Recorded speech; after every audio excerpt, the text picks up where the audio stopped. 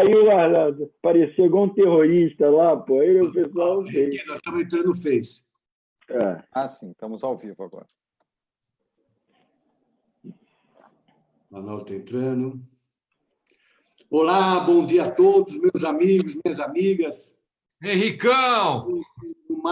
Em uma nova conversa entre amigos. Já perceberam que o clima é realmente uma conversa entre amigos. Hoje sobre um tema importantíssimo, não só para o mundo jurídico, mas para a sociedade como um todo. O CNJ, Conselho Nacional de Justiça, criado pela Emenda 45, em 2004. Está conosco hoje, e eu já cumprimento, já passo a palavra para uma saudação inicial, o querido amigo, conselheiro do CNJ, Henrique Ávila. Henrique, bom dia, grato por aceitar esse convite. Marcos, meu amigo querido, bom dia. É uma honra muito grande estar aqui com você nesse trabalho maravilhoso que você tem feito aí para os advogados de São Paulo, do Brasil e todos os juristas, né, na verdade, juízes, membros do Ministério Público, defensores públicos, estudantes de direito, enfim, todo mundo aí que faz parte do que eu costumo dizer do sistema de justiça.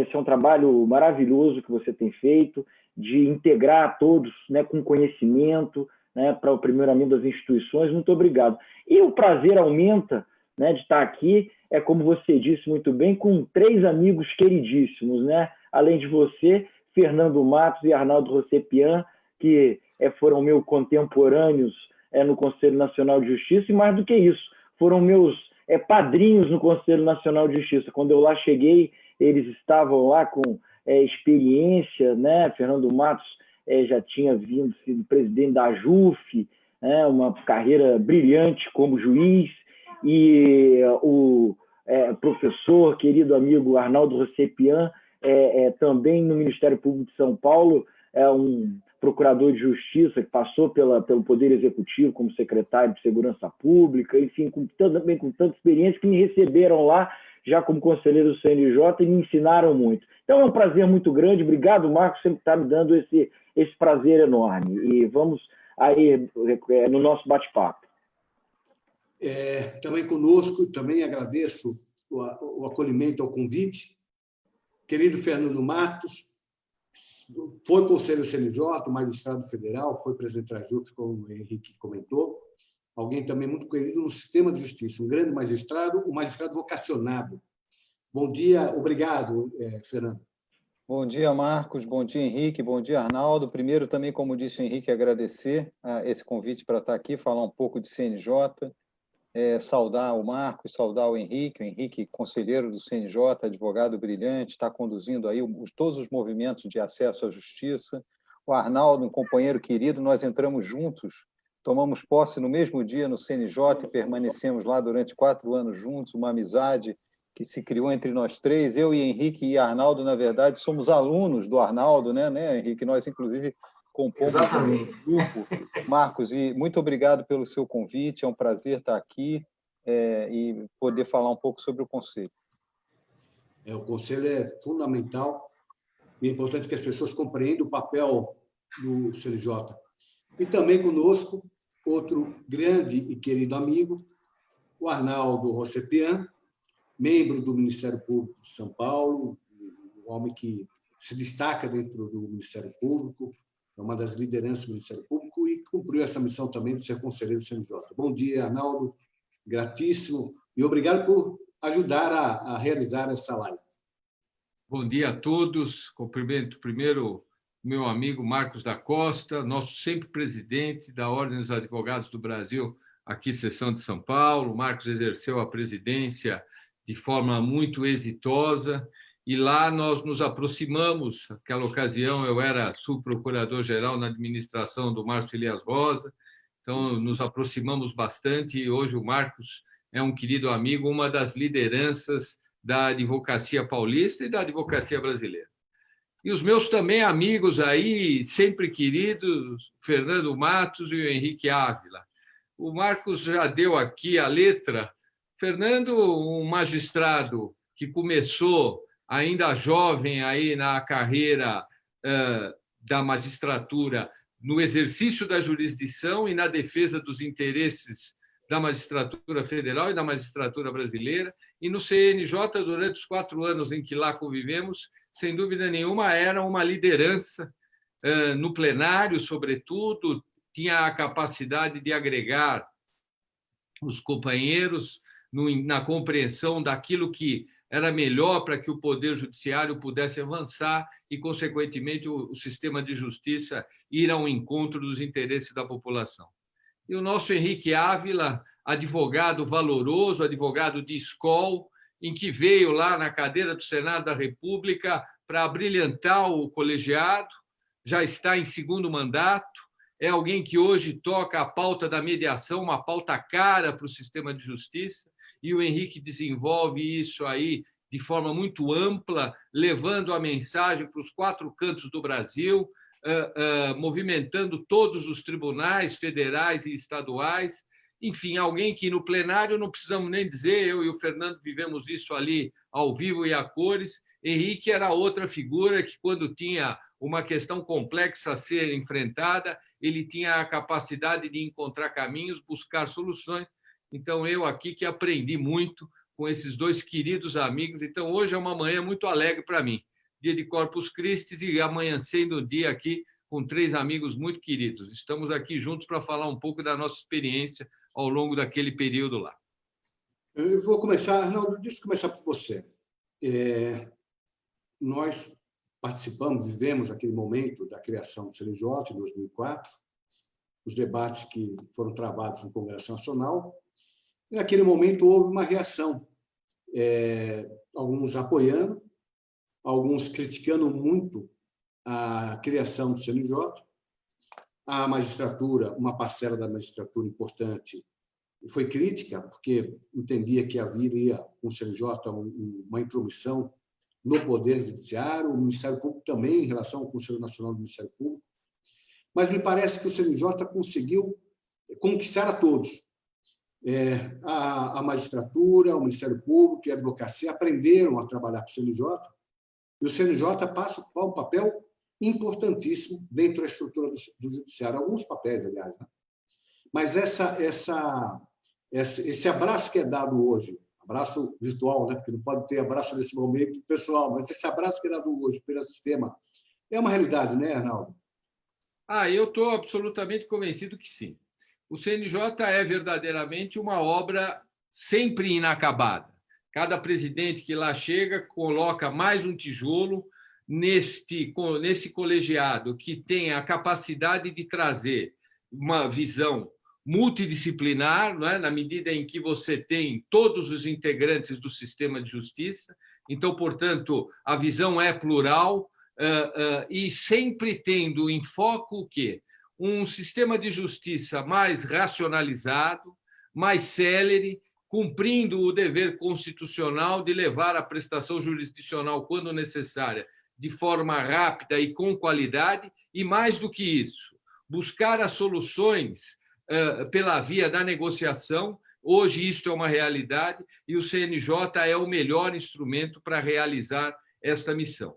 E é importante trazer aquele preconceito que o início da existência do colegiado causou, talvez daqueles que, de uma forma mais assodada, receberam o colegiado. Por quê? Porque na sua própria construção constitucional está lá muito claro que cabe ao CNJ estabelecer parâmetros para o judiciário, mas respeitada a autonomia dos tribunais. Isso está lá esculpido na Constituição. Então, o CNJ atua quando se procura buscar uma formatação nacional nas grandes questões, naquilo que verdadeiramente interessa o jurisdicionado, consequentemente, interessa a sociedade brasileira.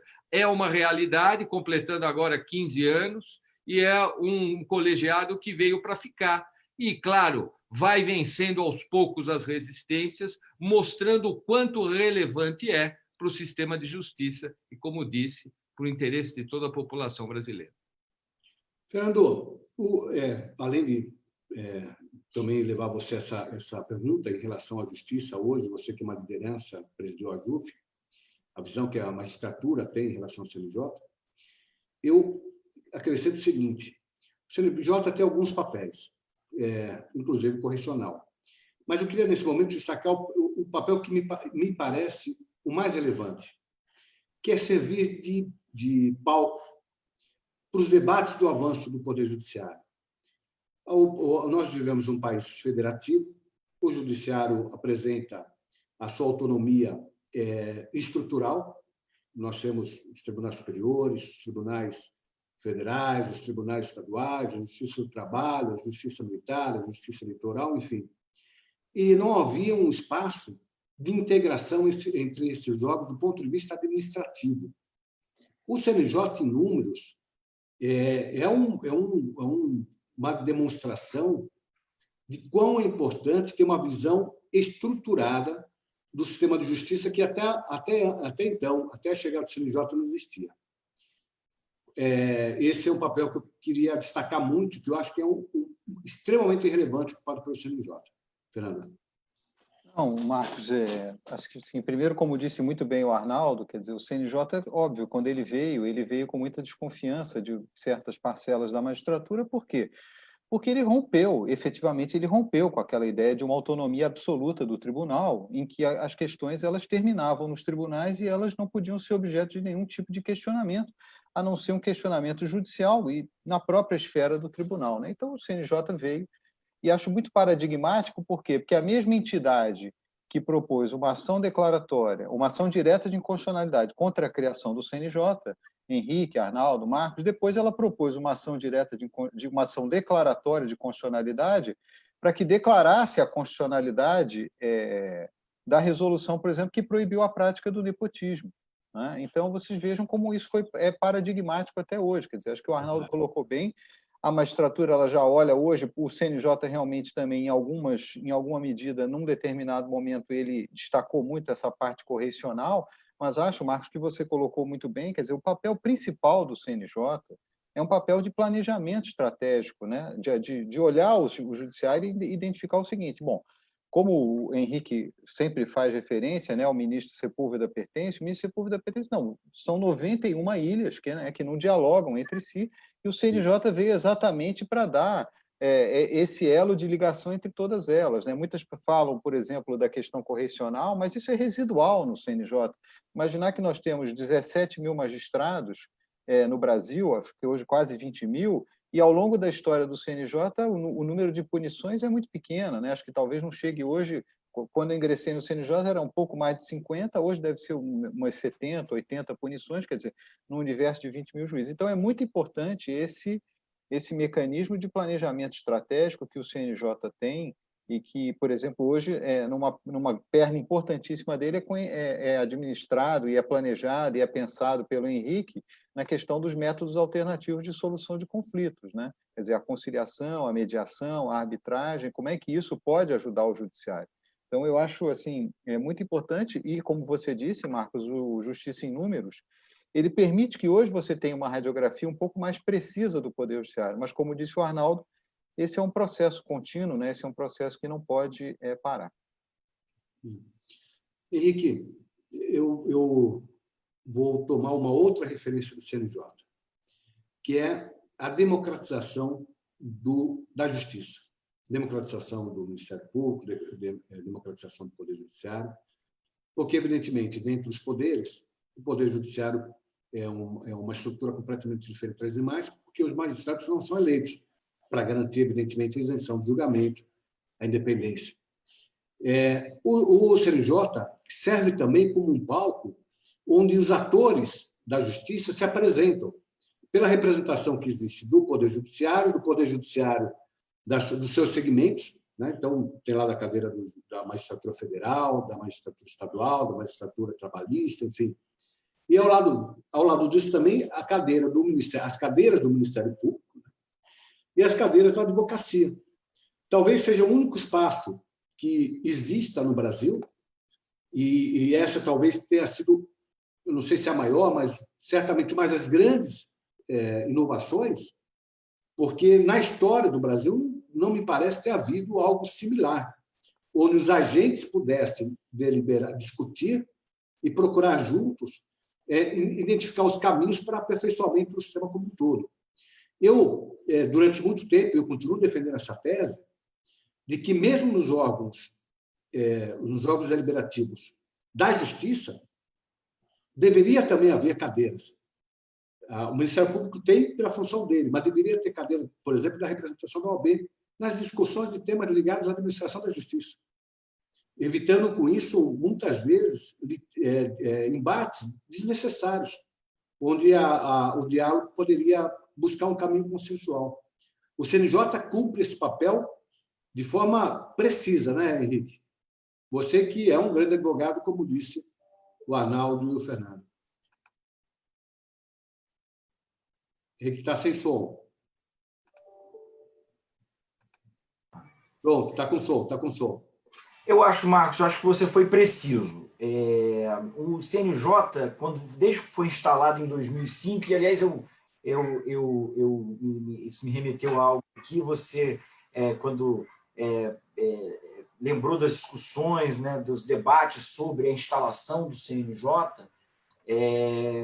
eu ainda estava na faculdade de Direito. Então, o que, de alguma maneira, significa que eu estava, ainda não tinha me formado, eu hoje sou o primeiro membro do CNJ, que quando o CNJ foi instalado, sequer formado era, ou seja, já de uma nova, talvez de uma nova geração, o que mostra o amadurecimento, que nós já estamos, né, num amadurecimento institucional, 15 anos de debates, 15 anos de formação, não... claro, do CNJ formando a sua competência, porque quem dá a competência do CNJ é a Constituição. Mas eu diria, né, assim como Marshall fez, né, na Suprema Corte norte-americana, descobrindo a sua competência, descobrindo as suas funções, né, como o Fernando muito bem disse, o CNJ é um órgão de planejamento estratégico, né, olhando para essas 25 ilhas que são, né, os tribunais do país, ilhas de poder, como é que ele pode integrar positivamente isso, né, e aí já entrando na sua pergunta, de maneira democrática, dialogando com todas as esferas da sociedade. E o CNJ tem essa virtude, né, de agregar na sua composição de votação e, portanto, de debates, de discussões, membros do Ministério Público. Arnaldo foi membro do Ministério Público, de todas as esferas da magistratura, né,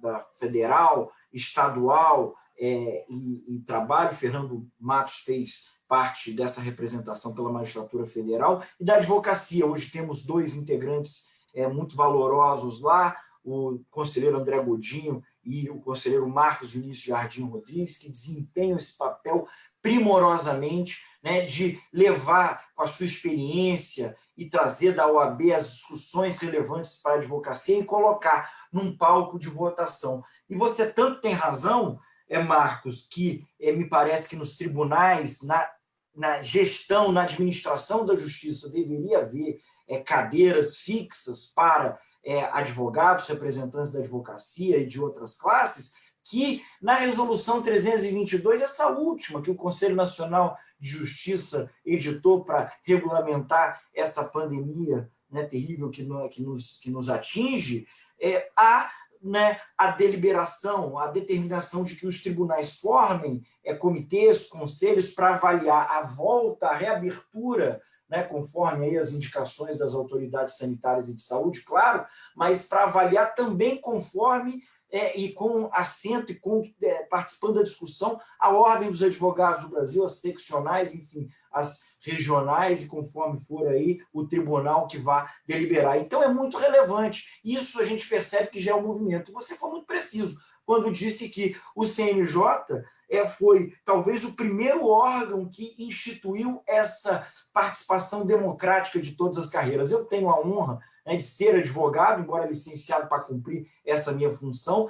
Não fui indicado pela OAB, fui indicado pelo Congresso Nacional, na verdade pelo Senado Federal, numa das cadeiras reservadas ao Congresso Nacional, esta do Senado, mas sempre que posso, levo a minha experiência junto com as pessoas da OAB e com a Maria Tereza da Câmara, que também é advogada, levo essa experiência da advocacia, porque muitas vezes isso é natural. Às vezes o juiz não tem aquela experiência, assim como nós também, que somos advogados, não temos, né, a vivência do juiz, do dia a dia, do juiz, que também nos traz, dentro dessa dialética, relevantes pontos de vista. Então, é como você disse, democraticamente, um debate feito com diálogo, né, dentro de uma dialética muito saudável e que, sem dúvida alguma, forma conceitos cada vez mais interessantes e que respeitem todos os atores do sistema de justiça. Ô, Marcos, eu posso colocar um pouquinho a colher nessa manifestação do Henrique? Sim, bom, primeiro, eu acho que é isso mesmo, quer dizer. Agora, o CNJ realmente é um conselho, Marcos, que para quem olha de fora, talvez assim, quem olha pela perspectiva da advocacia, da sociedade, do Ministério Público, ele é nessa composição interessante, mas ele também é muito interessante, Henrique e Arnaldo, na perspectiva da magistratura, né? Que você imagina o seguinte, por exemplo, eu sou um juiz de primeiro grau, viu, Marcos? Eu sou um juiz de primeiro grau. Então, quer dizer, você está ali num colegiado que tem desembargadores, que tem ministros, que é presidido pelo presidente do Supremo Tribunal Federal. Quer dizer, o Corregedor Nacional de Justiça é um ministro do STJ que integra, por exemplo, o CJF, que é o órgão de planejamento da Justiça Federal, né? Então, e aí você junta os membros do Ministério Público, a advocacia, a Câmara e o Senado, quer dizer, a sociedade. E isso tudo gera ali é muito interessante, viu? É um colegiado muito rico. Acho que a sociedade ela deveria conhecer um pouco melhor o CNJ, mas é uma experiência também bastante interessante. E veja, acho que no que o Henrique falou das resoluções mais recentes, mas também o Conselho tem tido uma preocupação ao longo dos anos, por exemplo, no Comitê do Processo Judicial Eletrônico. O CNJ tem determinado ou tem orientado os tribunais para, por exemplo, que permitam a participação da OAB. Hoje nós temos mais de 1 milhão de advogados, né, exercem função essencial à justiça, então é muito importante que também a OAB, no mínimo, ela seja ouvida, né, os advogados sejam ouvidos, né?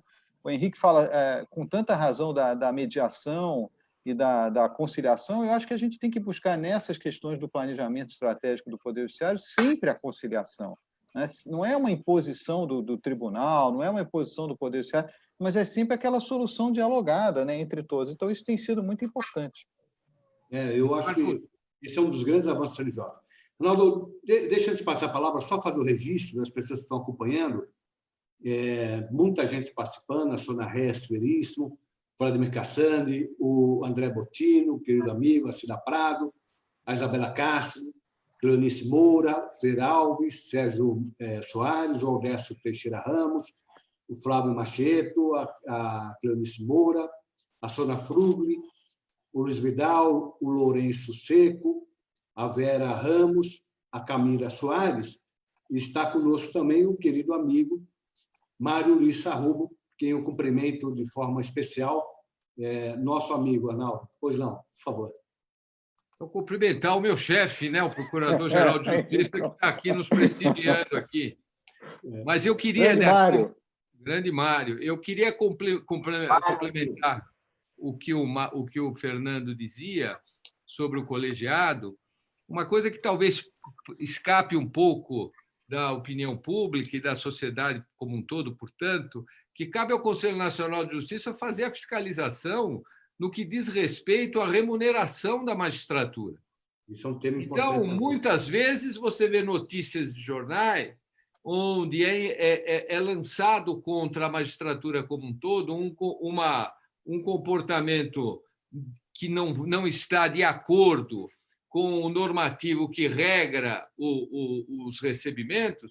O Conselho Nacional de Justiça, por meio da Corregedoria, atua e o plenário depois delibera. E o plenário delibera, um plenário desse tão plural, com integrantes da advocacia, do Congresso Nacional, da própria magistratura, é verdade, e do Ministério Público. Então, portanto, transparência absoluta. Quem lança aleivosias contra a questão remuneratória é porque não se debruça naquilo que verdadeiramente o Conselho Nacional de Justiça faz todo o dia.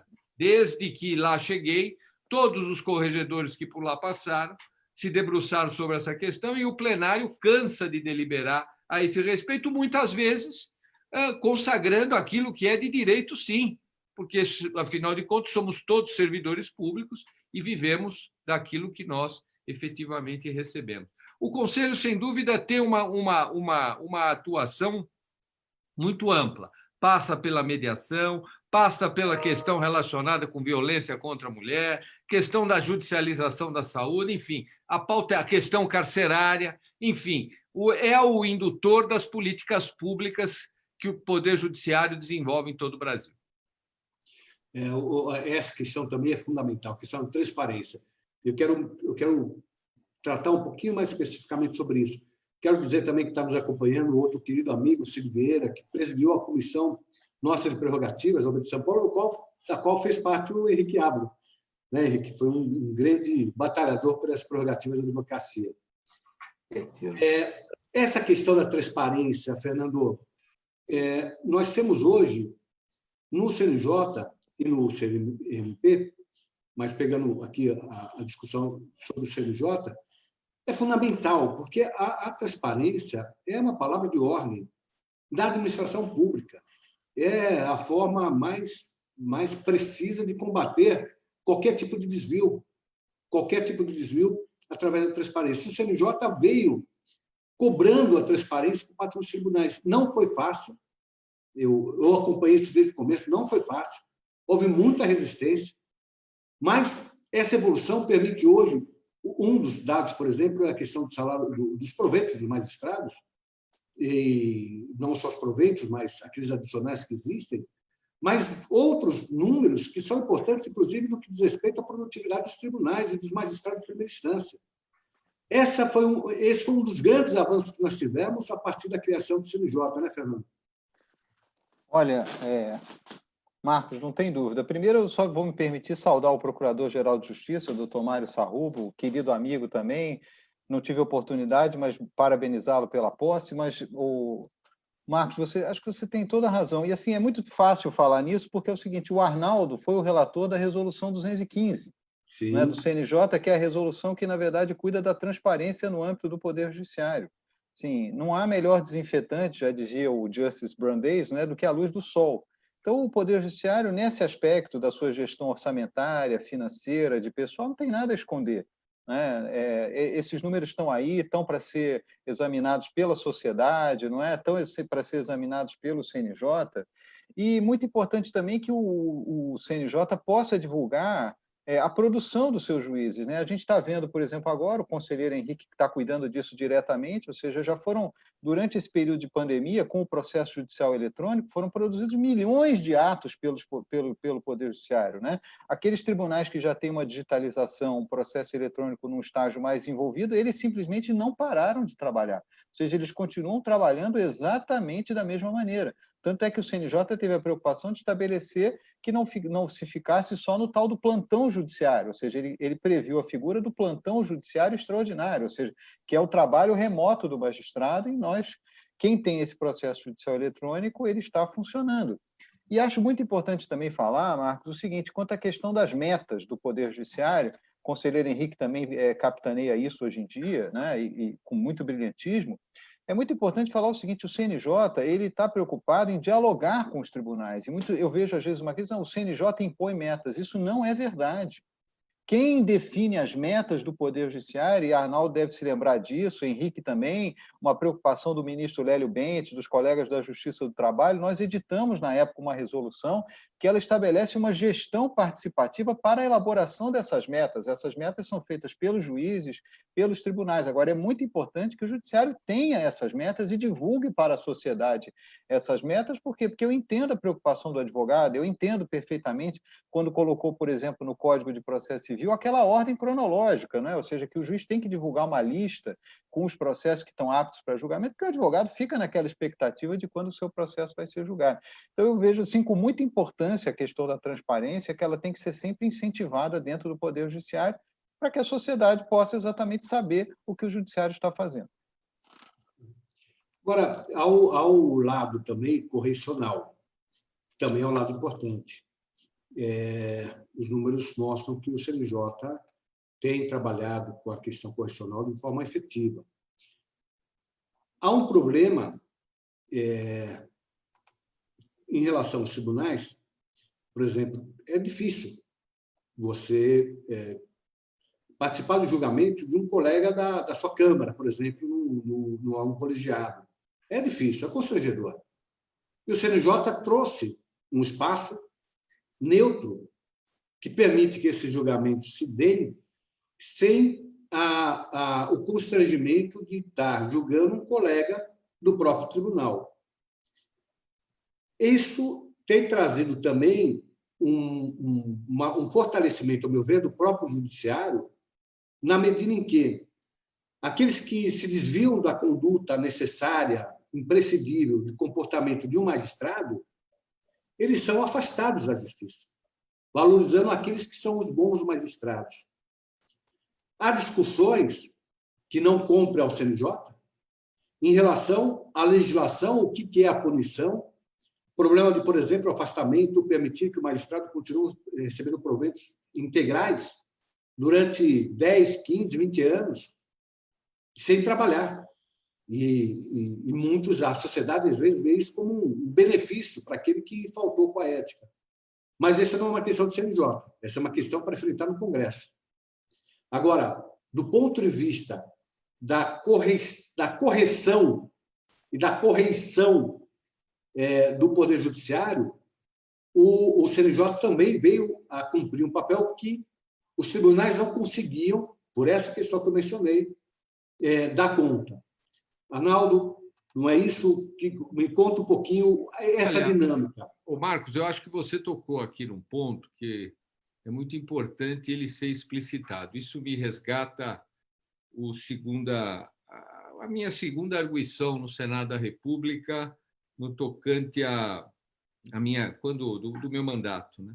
Sobre a questão da vitaliciedade e o que coloca em favor do magistrado a possibilidade dele, afastado disciplinarmente, continuar recebendo os seus proventos.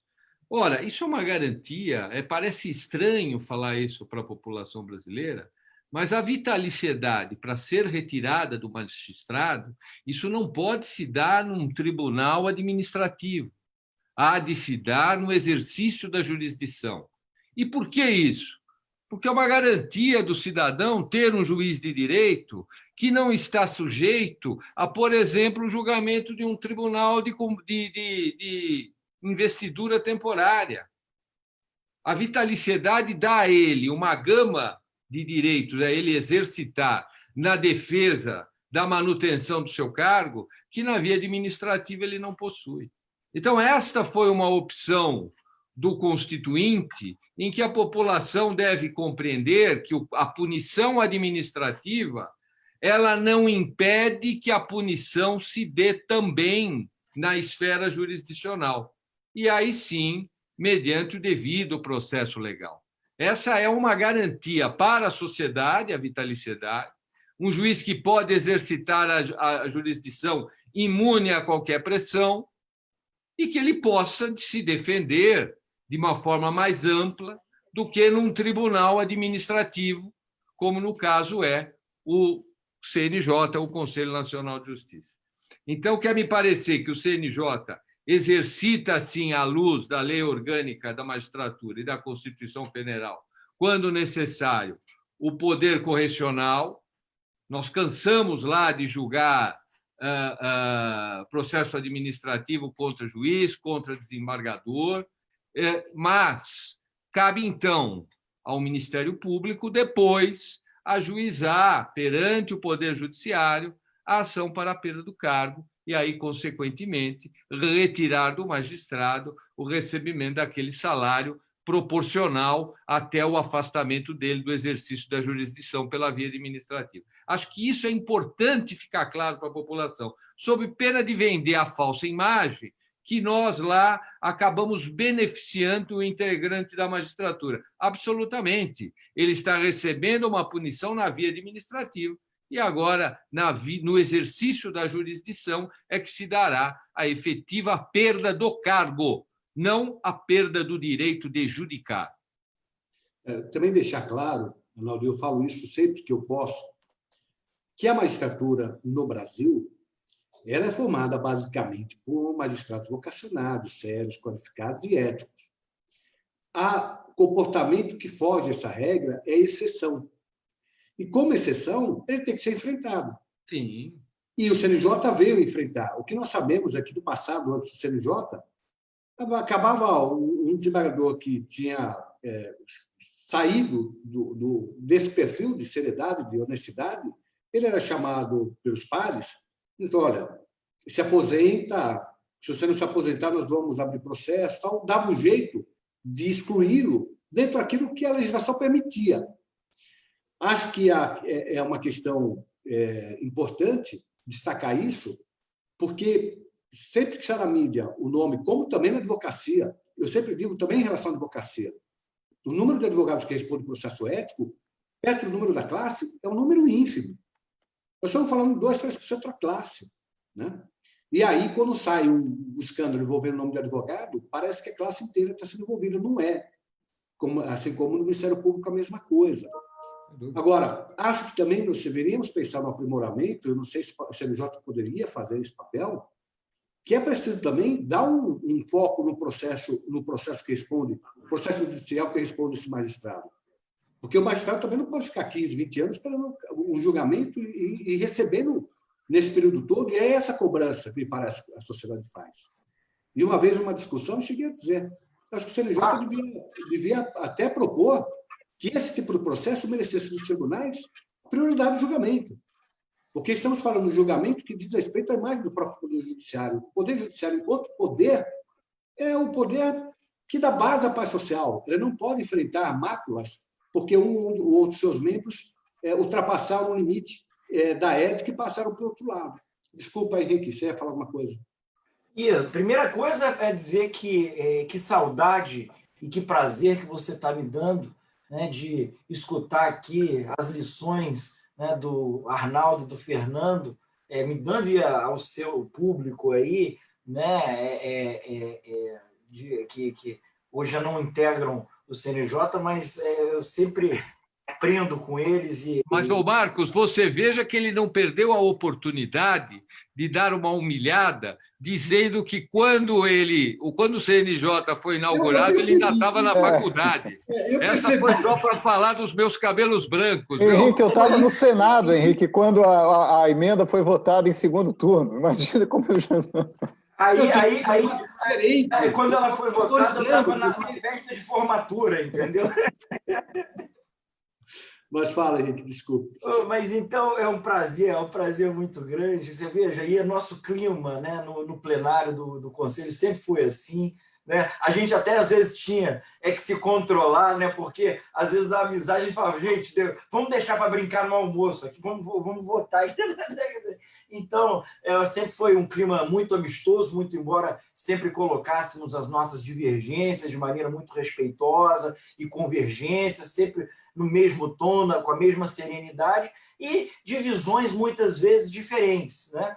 E Marcos, eu me lembro que quando, já que estávamos falando aqui da minha idade, na minha primeira sabatina no Senado Federal, uma senadora me perguntou se eu não me julgava muito jovem para julgar um juiz, né, que provavelmente seria mais antigo do que eu, né, para usar a terminologia politicamente correta.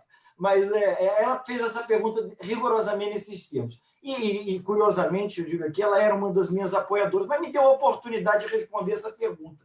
E eu disse o seguinte, é complicado para mim, assim como será complicado para qualquer um, não importa a idade. Julgar uma pessoa é muito difícil. E aí eu quero dizer com isso que o CNJ e o Fernando Matos, que sempre foi uma grande liderança na magistratura, vai se lembrar bem disso, quando o CNJ foi instalado, e ainda nas discussões, né, que resultaram da emenda constitucional 45, as entidades da magistratura manifestaram a sua preocupação com relação ao CNJ, porque o judiciário sempre foi um poder opaco, não foi um poder acostumado com accountability, né, com controle. Né? Então, naquele momento, o judiciário se assustou, né, com uma intervenção externa com membros de fora do Poder Judiciário, né, dando ordens, né, fazendo planejamento estratégico, seja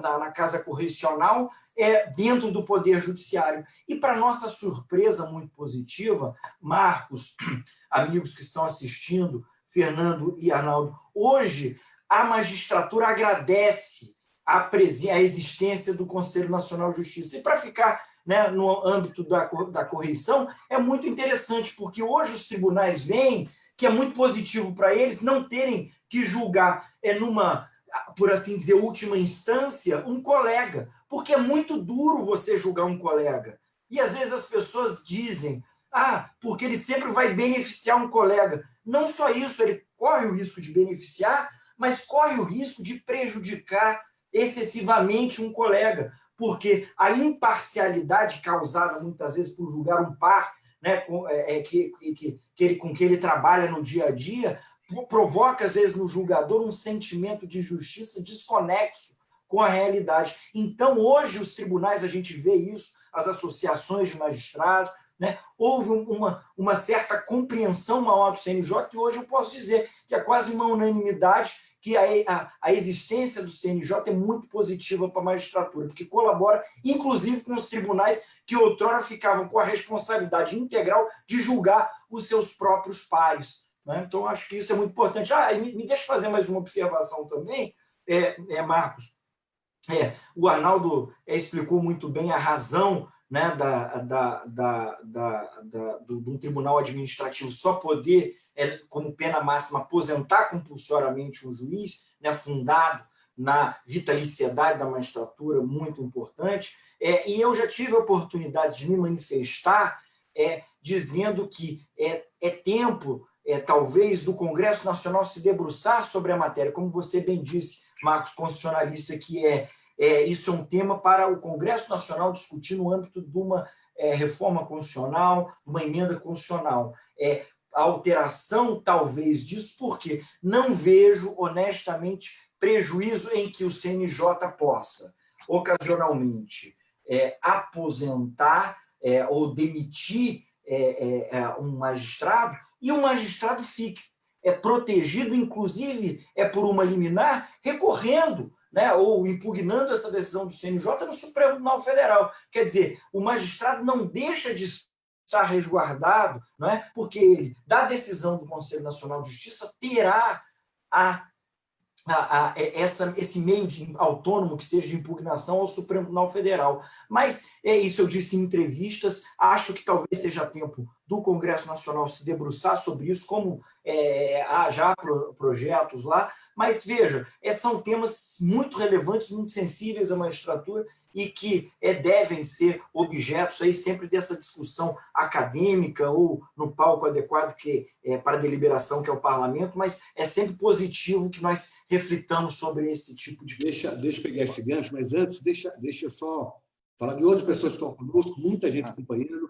Sera Lemos Leite Ortiz da Silva, Luciano Passotti, querido amigo de Espírito Santo Pinhal, o Márcio Camarazano, nosso professor Márcio Camarazano, nos acompanhando, que honra, a Meli Matos, o Leandro do Gás, a Rosa Lia Gess, o Antônio Marazzi, o Hermes Pessoa Xavier, outro grande amigo, a Ana Bergamaschi, querida Ana, diretora da OAB de Butantã, Ariane Lucas Pestrini. Vou passar para o Fernando, mas eu queria, insisto, Henrique, acho que o CNJ poderia pensar em normatizar, no sentido administrativo, os julgamentos dos magistrados, dando prioridade a eles nos tribunais. Acho que seria uma forma dos tribunais também passarem a julgar de uma forma mais rápida. Rápida, porque, quero dizer, no tempo da justiça, né? Porque nós sabemos a dificuldade dos tribunais em processar os seus pares. E o processo, às vezes, fica 15, 20 anos para chegar no trânsito julgado, e, enquanto isso, a sociedade olha aquele magistrado afastado por desvio ético, recebendo provento integral. Compreendo e defendo a vitaliciedade, mas eu acho que ela deve ser não combater a vitaliciedade, mas os efeitos dela, nesse caso, devem ser pensados como fazer para mitigar, porque a imagem do judiciário é que está comprometida. Eu queria tocar no outro tema, não é CNJ, mas é na linha do que o Fernando disse, do Congresso Nacional discutir. Eu tenho sempre falado de um tema que é um tema que parece tabu, mas é um tema que precisa ser enfrentado, que é a Constituição de 88. Deixa eu voltar um pouquinho. Regime militar, ditadura militar. O judiciário, pressionado pelos militares, perdendo muitas das suas prerrogativas, o judiciário é impedido, por exemplo, de julgar o habeas corpus. Vem a OAB, foi a ordem. Começa em 1970 o movimento em Curitiba, que é abafado até contra a censura.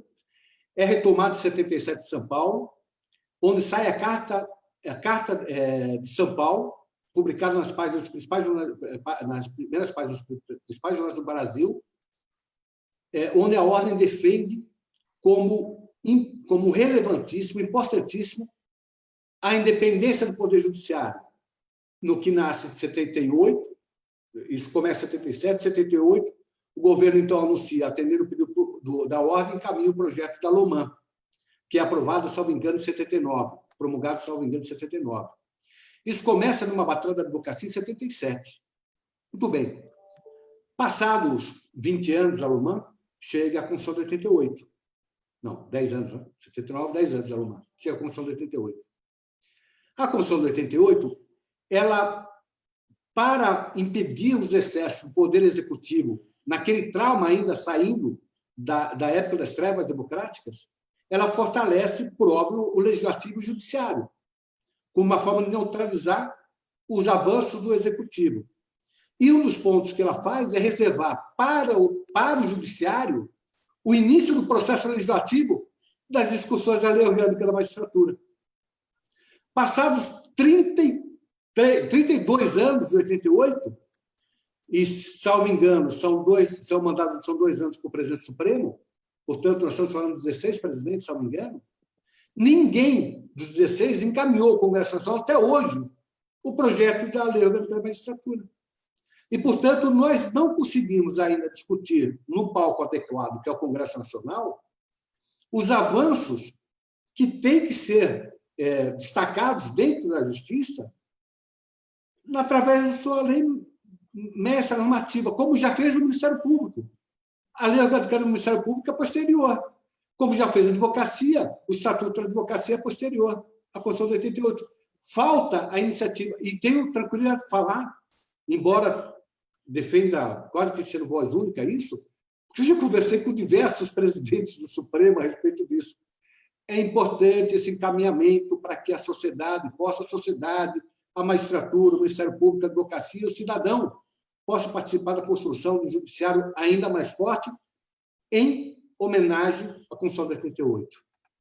Desculpe eu tocar nesse tema, mas é que eu acho que tem a ver em cima da questão, por exemplo, da prerrogativa da vitalicidade, que tem que ser reforçada dentro desse âmbito de um judiciário forte e democrático. Marcos, eu acho que você toca num ponto que é muito importante, né? Sim, se você me permite, e para colocar isso ao debate, logo depois da Constituição de 88, nos anos 1990, 91, o Supremo Tribunal Federal chegou a encaminhar ao Congresso Nacional um projeto de nova Lei Orgânica da Magistratura, né? Só que esse projeto de lei orgânica ele ficou parado.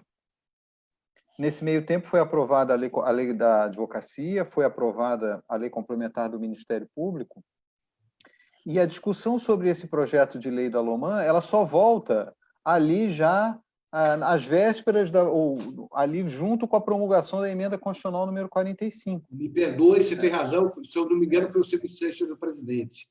Isso, então, assim, mas acho que... Assim. Isso, sim, houve ali, mas não tramitou, acho, não sei, né? Então, assim, essa questão ficou um pouco ali parada, né? E agora ela retomou, e assim, como o Arnaldo dizia muito, o Henrique também, me parece que a magistratura ela tem um encontro marcado, sim, com a discussão de uma nova LOMAN. O Supremo Tribunal Federal já discutiu esse tema por algumas vezes, discutiu com a magistratura, né? Acho que o Supremo Tribunal Federal está esperando um momento para encaminhar esse projeto de lei. E, assim, naquela parte anterior da questão da função disciplinar, né, nós vimos aí, e aqui não cabe fazer crítica, etc., mas é de interpretação do direito, eventualmente um outro entendimento do CNJ com um viés um pouco mais punitivista, né? Então, isso também gerou uma certa preocupação na magistratura num determinado momento, porque também, primeiro, a magistratura não compactua com o desvio ético. Né? A magistratura tem uma preocupação, acho que como a advocacia, o próprio Ministério Público, de garantir o contraditório, garantir a ampla defesa. Muito bem. E aí você diz assim, eu também concordo, quer dizer, tem que haver sim uma preocupação de que esse processo ele tem uma duração razoável. Tanto é assim, Marcos, que a resolução 135, já não posso mais falar a nossa resolução, né, conselheiro Henrique, mas a resolução 135 do CNJ, ela estabelece, inclusive, ritos e prazos, inclusive de prescrição e decadência e de cobrança desses prazos. A Corregedoria Nacional, quando recebe uma reclamação contra o magistrado, ela prestigia a Corregedoria local, mas ela cobra que aquela solução seja rápida. Não é? E, assim, uma preocupação que eu tenho, acho que como o Arnaldo colocou, o Henrique também, você colocou, ou seja, do que é a vitaliciedade só é a perda do cargo com decisão judicial.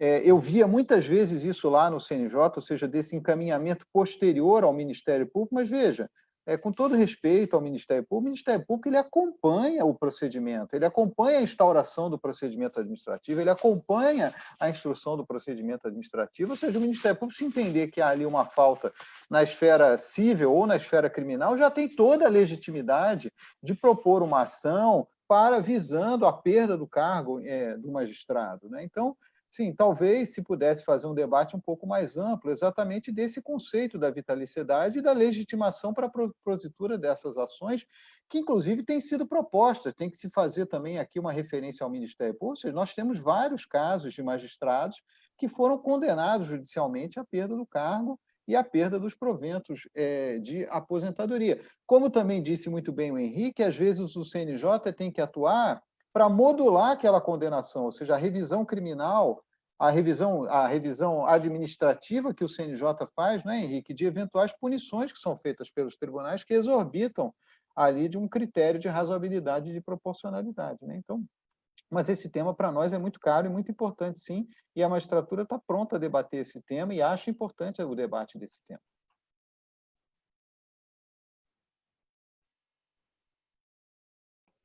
Eu tenho que trazer a má notícia de que está acabando o nosso tempo. Ah, que pena. É uma pena, porque... Mas vamos já agendar outro, vamos continuar esse debate, que é importantíssimo. O CNJ foi uma vitória da cidadania, fortaleceu o sistema de justiça, fortaleceu o Poder Judiciário, fortaleceu especialmente a cidadania. E nós precisamos sempre estar esclarecendo, mostrando o papel, e que o CNJ está com as portas abertas. O CNJ é um órgão que recebe, por exemplo, reclamações da sociedade. Que horas? Vamos avançar nesses esclarecimentos também. Está chegando no final, 11 horas. Eu quero só registrar aqui também a presença entre nós da querida Márcia Probato, do Carlos Mourão, grande Carlos Mourão, que presidiu a Associação Nacional dos Procuradores Municipais, do Fábio de Souza Santos, outro querido amigo de Guarulhos. Fernando, agradecer mais uma vez a sua participação, te dar a palavra para a explanação final, Fernando, por favor. Não, a minha única palavra assim, é um duplo agradecimento, né? Agradecimento a você, Marcos, por poder falar um pouco sobre o CNJ. Eu digo assim, essa experiência na minha vida foi riquíssima, né? Porque acompanhei todas as composições, pude ser conselheiro por 2 mandatos, né? Pude estar ali convivendo com magistrados de todos os níveis da nossa carreira, com advogados, membros do Ministério Público, dialogando com a sociedade. Para mim foi uma experiência muito rica. E o segundo agradecimento é também poder encontrar assim, diletos amigos, né? De muito tempo, de muito tempo já, que o Henrique, o Arnaldo, você também. E para mim foi uma manhã assim, de muita gratidão e estou à disposição quando quiser conversar sobre o CNJ, sobre qualquer tema que envolva a magistratura. Muito obrigado por essa oportunidade. Obrigado, Fernando. Arnaldo, meu amigo, grato, Também, prazer Marcos. rever. E olha, sucesso na nova empreitada agora nessa importante missão no Ministério Público. As portas do Ministério Público estão sempre abertas para você e para os meus amigos Fernando e Henrique, que eu tive o privilégio de estar em contato virtual, olhando para eles virtualmente esta manhã. Uma grande alegria. Recebam os dois aí, os três, o meu abraço aí bastante afetuoso. E falar de CNJ é algo que sempre me inspira. Eu me lembro que a minha última fala, quando eu deixei a cadeira do Ministério Público na administração, então, do ministro Toffoli, nosso ainda presidente, eu dizia que se felicidade é aquele espaço de tempo que você gostaria que durasse um pouquinho mais, eu fui muito feliz lá no CNJ. Muito obrigado pela oportunidade, viu, Marcos? Obrigado, Naldo. E Henrique, meu querido amigo, que continua com essa missão relevantíssima, sabe que tem a nossa confiança depositada sempre no seu trabalho, querido. Obrigado por aceitar o convite e participar desse muito gostoso encontro. Eu que agradeço, Marcos. Você tem desde que nos conhecemos, né, há muitos anos, você tem essa qualidade de agregar, né, de reunir pessoas e com ideias, às vezes convergentes, às vezes divergentes, mas todas com muito conteúdo, e hoje não foi diferente, muito pelo contrário. Como disse, você me deu um prazer aqui de falar com esses dois queridos amigos que foram meus colegas no Conselho, né, a maior parte, né, da minha vida no Conselho foi com eles, e desde o início, e o Fernando Matos, hoje, que está lá, foi indicado pelo TRF dele para ser desembargador eleitoral no TRE, vai participar aí dos julgamentos dessas eleições, enfim, e o Arnaldo Rossepian, que, né, subprocurador-geral de Justiça, está na área institucional aqui do nosso querido Mário Sarrubo. Quer dizer, com a experiência do CNJ e a experiência de vida, né, que eles acumularam, e tem muito a dizer. Muito obrigado mesmo por essa participação. E a você, Marcos, que é nossa liderança na advocacia. Eu falo, nossa, estou licenciado, mas sou advogado, então é a nossa classe, né? Então, essa liderança, por 2 vezes presidente da Ordem dos Advogados do Brasil, como eu disse, com essa qualidade maravilhosa de agregar as pessoas, né? E hoje não é diferente disso. Muito obrigado pela oportunidade, parabéns pelo trabalho que você está desempenhando aí em benefício de todas as instituições. Essa difusão de informação, conhecimento técnico é muito relevante. Parabéns. Obrigado. E os temas aqui não são só jurídicos. Amanhã nós vamos ter outro encontro. Amanhã nós vamos discutir a questão do sistema aéreo no Brasil, as dificuldades que estão atravessando nesse momento, mas também as questões estruturais que precisam ser enfrentadas também no Brasil. Fizemos na semana passada uma sobre infraestrutura, sobre transportes ferroviários, e amanhã estaremos fazendo sobre o transporte, sobre o sistema aéreo do Brasil. Obrigado a todos, obrigado, Arnaldo, obrigado, Fernando, obrigado, Henrique, obrigado a todos que participaram. Prazer em vê-los. Até amanhã. Um abraço. Um abraço a todos, obrigado. E amanhã é Dia dos Namorados, não esqueça. Opa! Tchau, tchau.